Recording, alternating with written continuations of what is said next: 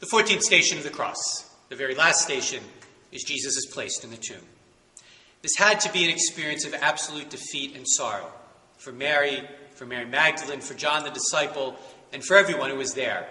Here they were placing who they thought was the Messiah in a tomb. They had to think it was over.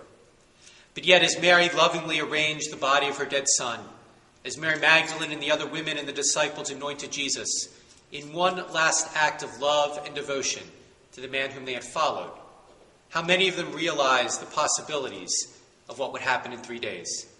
That tomb that they saw as a place of sorrow, a place of end, would be the beginning of the resurrection, the beginning of new life, when Jesus burst forth from that tomb on Easter morning.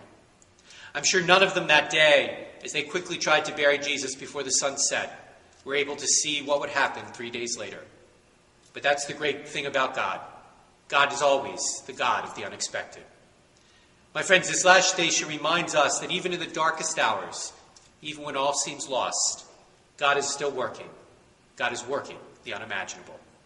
And just as the tomb, that place of immeasurable sorrow, became that place of great joy 3 days later, so the same thing can happen in our lives when we are willing and open to allow God to continue to work in us and through us. This is Father John, and we hope you enjoy these series of Lenten reflections.